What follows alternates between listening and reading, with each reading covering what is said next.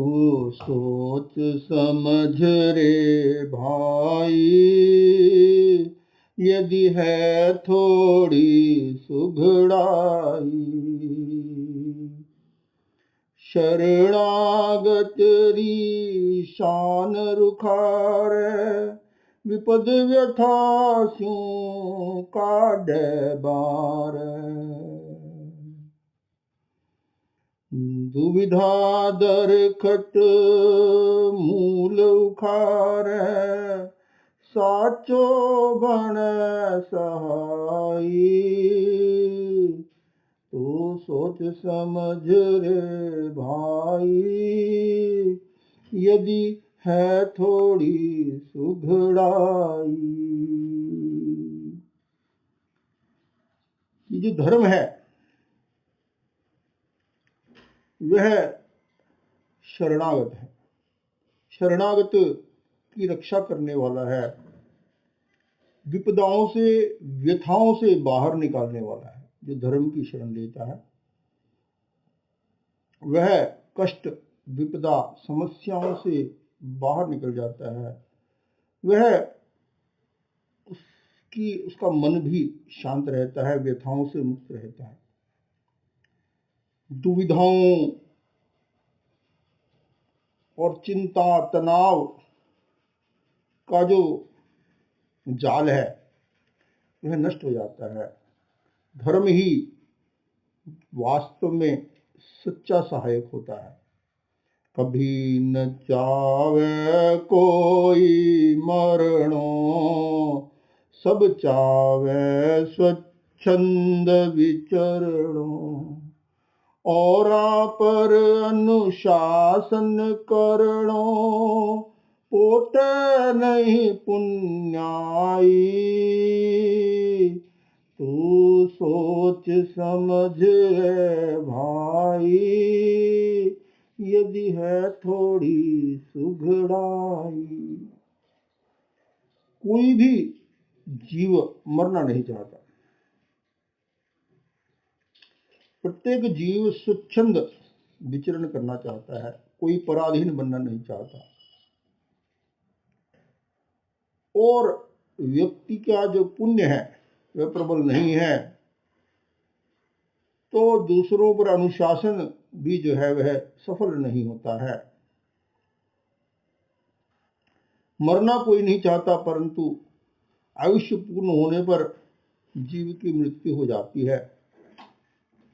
जीव स्वच्छंद विचरना चाहता है, पराधीन होना नहीं चाहता, परंतु जहां स्वच्छंदता के साथ विवेक नहीं होता, वह स्वच्छंदता समस्या बन जाती है, दुख का हेतु बन जाती है। अनुशासन मनुष्य जीवन के लिए त्राण है, सामुदायिक जीवन के लिए भी और आध्यात्मिकता की दृष्टि से भी अनुशासन जो है वह बहुत मूल्यवान है। तो अनुशासन में रहना और अनुशासन व्यवस्था का में भी अनुशासन होना और स्वयं आत्मानुशासन में रहना दोनों ही हितकर हैं। वन वन भम्यो ढोर की नाई, घर घर भीख मांग कर खाई। अशरणता में उम्र गमाई, अब भी गतिविधि बाही। तू सोच समझ रे भाई, यदि है थोड़ी सुघड़ाई। व्यक्ति दुख कष्ट समस्याओं के बीच संसार में भ्रमण करता रहता है। कभी पशुओं की भांति वन वन भ्रमण करता है, कभी कोई मनुष्य है वह दीन दरिद्री होने के कारण भिक्षा मांगकर भी जीवन यापन करता है। अशरणता का अनुभव करते हुए असंयम में ही जीवन बीत जाता है। कि अब तुम जागो, तुम्हारी पुण्य उदय है। तो पुण्य उदय के इस समय को तुम धर्म में लगाओ, धर्म की आराधना में, अनुशासन से जीवन को जियो, संयम से जीवन को जियो। धन परिजन स्यों ही जो तरता, क्यों सुभूम सागर सामरता, क्यों नरेश नरका में पड़ता, मानव मन समझाई, तू सोच समझ रे भाई, यदि है थोड़ी सुघड़ाई। धन संपदा और पारिवारिक जन, इनका अपना महत्व है, परंतु यदि व्यक्ति के जीवन में विवेक नहीं है, संयम नहीं है, तो ये धन संपदा, ये पारिवारिक संबंध भी समस्या बन जाते हैं। तो केवल धन संपदा हो जाने से, केवल संबंधों से व्यक्ति का जीवन अच्छा नहीं बनता है।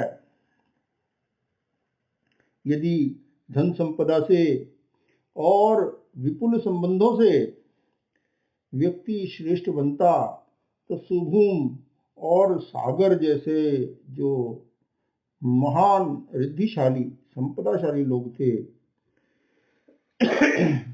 उन्हें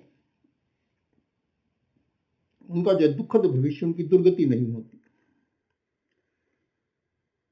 तो व्यक्ति जो है अपनी असंयत आकांक्षाओं के कारण, असंयत चिंतन के कारण दुख का भोग करता है। राजा होकर भी नरक में जाना पड़ता है। नरक में जाना मरणोपरांत होने वाली घटना है, परंतु जो जीव के भीतर में संतोष नहीं है, उसका वर्तमान जीवन भी नरक जैसा बन जाता है। अब अरिहंत शरण अपना ले, सिद्ध साधु रो स्मरण सजाल, जैन धर्म ही हार बना ले, आही खरी कमाई, तू सोच समझ रे भाई, यदि है थोड़ी सुघड़ाई। अरिहंत, सिद्ध और साधु और धर्म, चार शरण है। अरहंते शरणम पवज्जामि, सिद्धे शरणम पवज्जामि, साहु शरणम पवज्जामि, केवलिपन्नतम धम्मम शरणम पवज्जामि। तो कहा कि तुम इन चार शरण को ग्रहण करो, अरिहंतों की शरण लो, अरिहंतों का स्मरण करो। अरिहंत भगवंत जो श्रेष्ठतम पुरुष हैं, इस विश्व के श्रेष्ठतम हस्ती है अरिहंत भगवान। उन अरिहंत परमात्मा की शरण ग्रहण करो। उनकी जो जिनवाणी है, उनका जो उपदेश है, उसका स्मरण करो। अरिहंत के गुणों का स्मरण करो। सिद्ध भगवंत हैं, साधु भगवंत हैं, उनका स्मरण करो। उनके जीवन चरित्र का स्मरण करो, उनके गुणों का स्मरण करो, उनसे प्रेरणा ग्रहण करो। और जैन धर्म, धर्म जो है संयम और तप, संबर और निर्जरा, इस धर्म की आराधना कर लो, इसको अपने हृदय में वास कर लो। यही वास्तविक कमाई है। इसी से व्यक्ति के जीवन में शांति, सुख, आनंद, पवित्रता का विकास होता है। जीवन विवेक पूर्ण बन जाता है।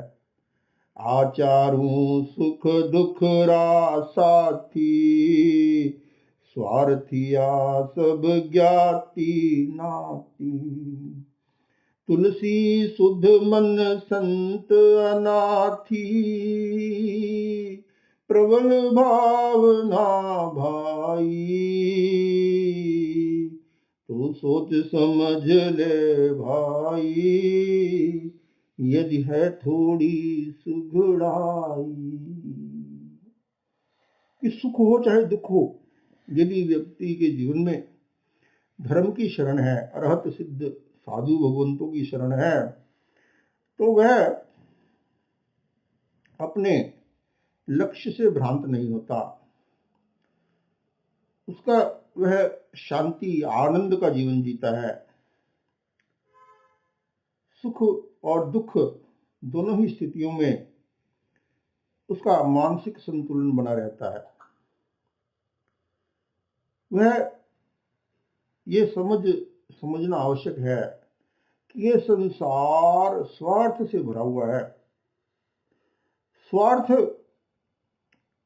पर जब ज्ञान का अंकुश नहीं होता, स्वार्थ पर जब संयम का अंकुश नहीं होता, तो वह स्वार्थ जो है वह भी एक समस्या बन जाता है। और जहाँ स्वार्थ के साथ विवेक होता है, जहाँ स्वार्थ के साथ संयम की चेतना होती है, समता का भाव होता है, तो वह स्वार्थ स्व पर कल्याण करने वाला बन जाता है। तो ये संसार में रहते हुए हम किस प्रकार से सुख शांति आनंद का जीवन जी सकते हैं, यह धर्म से ही संभव है। और फिर जब व्यक्ति के भीतर अत्यधिक निष्प्रहता वैराग्य भाव उत्पन्न हो जाता है, तो वह पूर्ण रूप से संयम की आराधना करने के लिए संत अनाथी की तरह वह श्रवण साधना, महाव्रतों की साधना की दिशा में आगे बढ़ जाता है। तो ऋषि तुलसी की एक गीतिका संबोध प्रदान करने वाली है। इस गीतिका में 3 कथाओं का वर्णन है। शुभम की कथा, सागर की कथा और अनाथी मुनि की कथा।